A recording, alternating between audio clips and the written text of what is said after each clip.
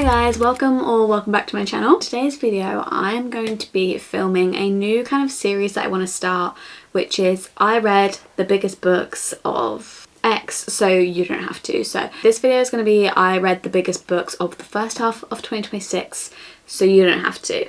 And we'll go through them and I'll tell you if they're actually worth it or not. Some of these books are books that have come out this year and have a lot of hype around them because they've come out this year, and some of them have just had things happen with them this year, so they've just randomly taken off, like maybe they've had a film announced or a series has come out or anything like that. I haven't got like a ton of them. I've been like really focusing on my TBR this year, so getting rid of books that I've had on my TBR for ages rather than reading the newest and biggest books, but I do still have a good amount here to go through. And if you enjoy this video, please give it a thumbs up and then I'll know to do another part. I think one of the biggest books of this year and one of the biggest topics of this year has been Heated Rivalry.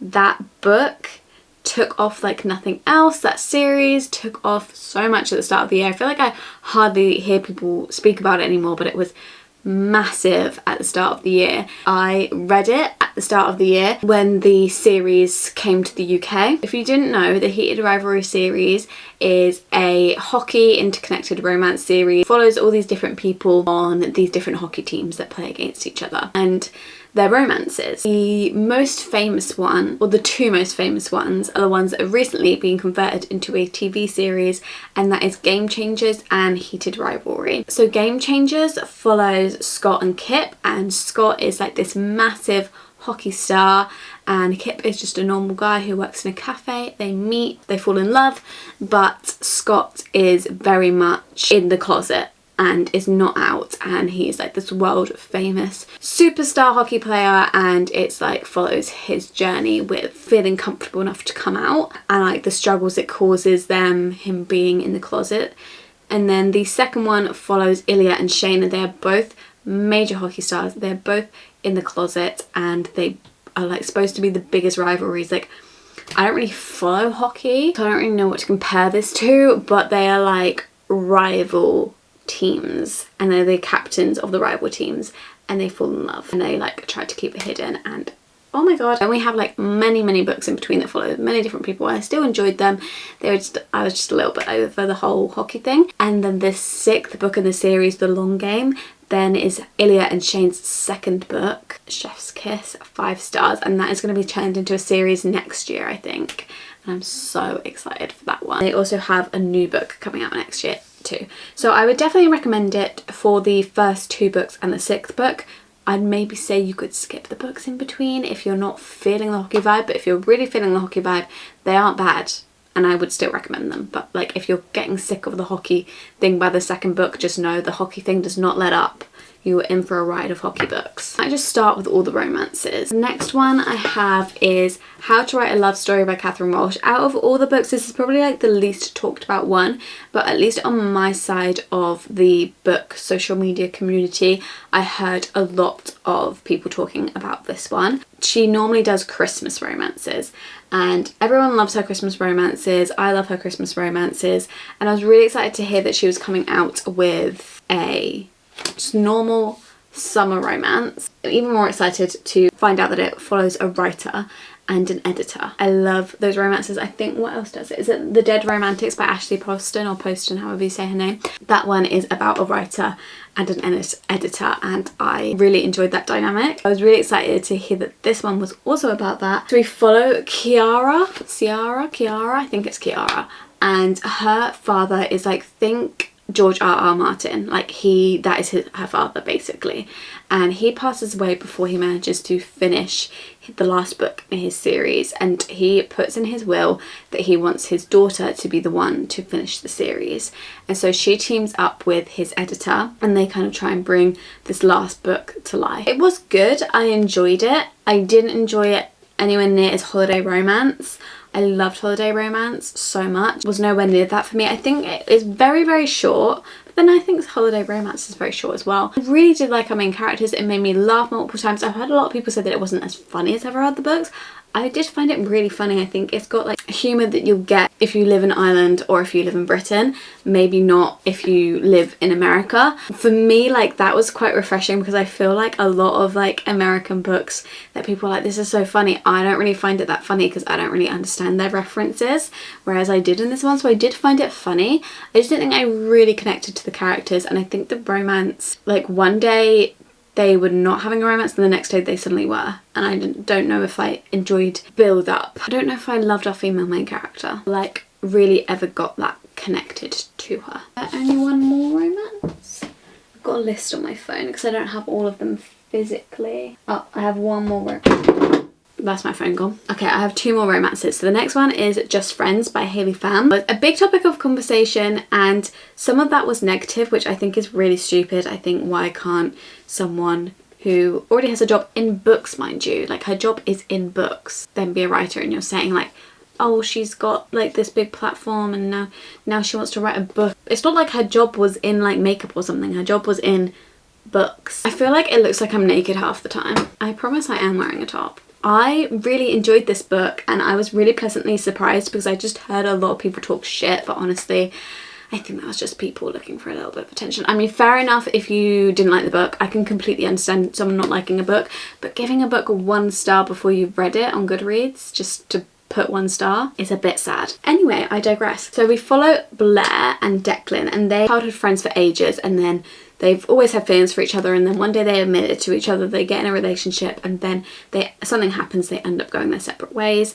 and then they meet again in their small town as adults, and it's kind of like explaining what happened between them. Very big, decent sized subplot of grief in this book, which I really enjoyed. It reminded me of an Emily Henry book in that way, where it has a heavy subplot as well as a romance. Thought it was really cute. I love the little small town vibes. I do think I could have been a little bit more connected to our main characters, but I honestly think for her debut novel she did a really good job at making the characters 3-dimensional. A problem that a lot of romance authors have, making their characters very 2-dimensional and just focusing on the romance. So I really did enjoy actually giving them both the backstory, talking about both their lives and getting to know these people. I do think I could have gotten to know them a little bit more, but it is quite a short book. The next one we have is Every Summer After by Carly Fortune. This one has recently been turned into a series by Amazon called Every Year After. I've actually only watched the first episode so far. I need to actually get into it, but I've heard very mixed reviews, so I'm not like too excited to see it, just in case it ruins the book for me. But I honestly don't remember the book that well, so I don't think like I have the crazy attachment to it that if it's not good I'm going to be really upset. However, Beach Read is a different story, and I can't talk about Beach Read actually because I'm actually terrified to my core that they're going to ruin that. Every Summer After is another childhood friends to lovers to strangers to lovers again, and this girl kind of starts coming to this lakeside place every summer, and she meets these 2 brothers and she falls in love with one of them, but something happens, you don't know what it is, and that causes them to become estranged and then meet again as adults because I'm pretty sure his mum passes away, and so she comes back for the funeral and they like meet up again as adults and kind of rehash what happened to them. And I really did enjoy this one. The only thing was it has a little bit of an icky ending to it. I remember reading it and just being like, what? I think it was a 4-star. I don't know if I'd recommend reading it now before the series because everyone seems to say that the series is very different to the book, so maybe you'd enjoy the series more if you just watched it without reading it. Those are all the romances. Okay, so now we've got 2 thrillers. The first one is Alice Feeney, My Husband's Wife. This is like a typical thriller. I love Alice Feeney because I love rock, paper, scissors, but there's not another book that she has that I've like really loved very much. But Rock, Paper, Scissors for me is like 10 out of 10, 5-star. Love that book so much. It's like a thriller that I would reread, which is how you know a thriller's good, when you would reread it because you already know the ending. I think that one's becoming a film soon. But this one is a new release for 2026, and I haven't really enjoyed her most recent releases, so I was a bit skeptical. I didn't read this for actually a couple months after it came out, but I started hearing some pretty good reviews for it, so I thought, okay, let me check it out. And then I realised the main character has the same name as me, and I thought, wow, I'm really going to check this out. So we basically follow Eden, and she's like moved in with her husband to this new house in Cornwall, I think it is, and she goes on a run one day. She leaves everything at home and she goes for a run except her keys, and then she comes back and she tries to put a key in the lock and it doesn't fit. This woman comes to the door and opens the door, and she looks like Eden and she's acting a bit like Eden, and she's like, who are you? And she's like, I'm the owner of this house. I made this joke so many times. Every time I describe this book I make that joke, and it's never funny. So then she's like, well, I live here. And then Eden's like, no you don't. And then her husband comes to the door and just completely acts like he doesn't know her, and he's like, get out of my house. And so she's then like stranded because she doesn't have a life anymore. Her whole life has been taken over by this woman, and you kind of follow her, but then you're like, is she an unreliable narrator? Maybe that person actually is Eden, and you're just trying to figure it out, and you get loads of different POVs that come in, and it's just a classic thriller. And it's like, when I was reading it I was like, Alice Feeney's back. Like this is my type of thriller. A page turner, a cliffhanger, even like a really fake, obviously fake cliffhanger at the end of every page. I just love it because it just means that you just want to keep reading and reading and reading. Some people say it wasn't written very well, some people say it was really far-fetched, but I have read some Alice Feeney books, and if you think that is far-fetched, you need to read some other ones. For me, after reading like Daisy Darker, I was like, now this ain't far-fetched. I still do agree Rock Paper Scissors is her best book.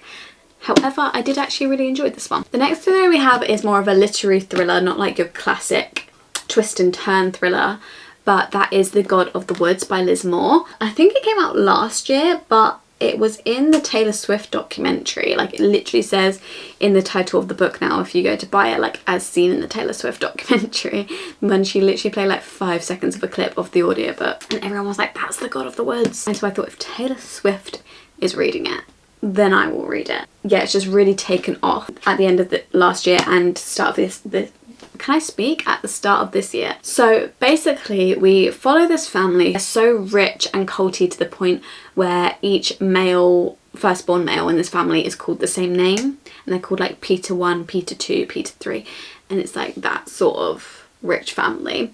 And they own this like camp for children, which is also a little bit culty, to be honest.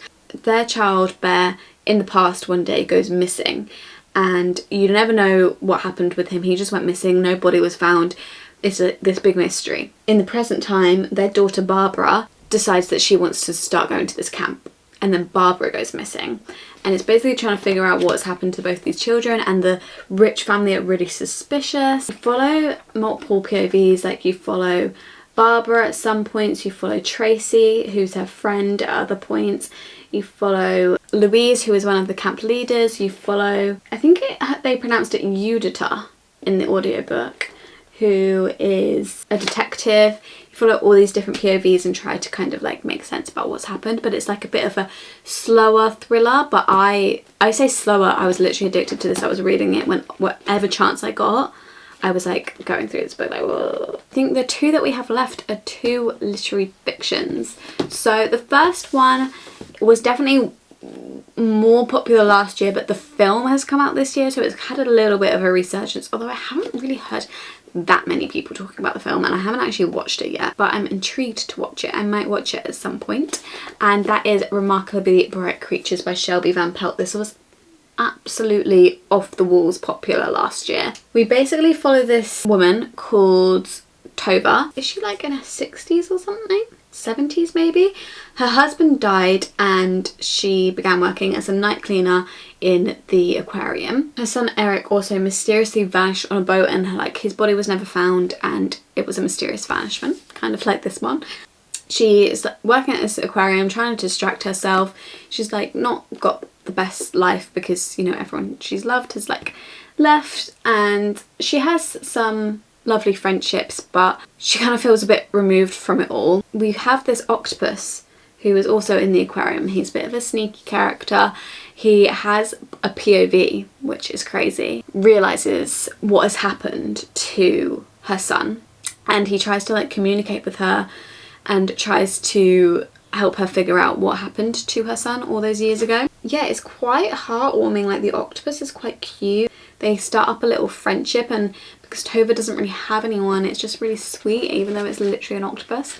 And it's a little bit slow, that's why I think I only give it 3.5. But yeah, I don't actually remember too much about it. I wouldn't say it's like one of the best books I've ever read, but I wouldn't not recommend it either. And then finally we have this book which has gone absolutely insane over social media, and that is The Names by Florence Knapp. And this is actually her debut fiction novel, which is crazy because literally it has blown up. It's got such an interesting concept, which is definitely why it blew up so much as well. Basically, it follows this woman who in 1987 is setting out with her young daughter to register the birth of her son and give him a name. Now, she wants to name him Julian, I think.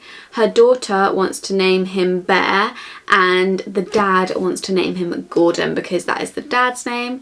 Again, like in this book, it's the same sort of like culty thing where the oldest man is called the same name as the dad. And the dad is quite an abusive, horrible character as well. I thought this was more going to be like she names him a name, and then throughout his whole life he's kind of labelled because of that name, and the name changes how people perceive him.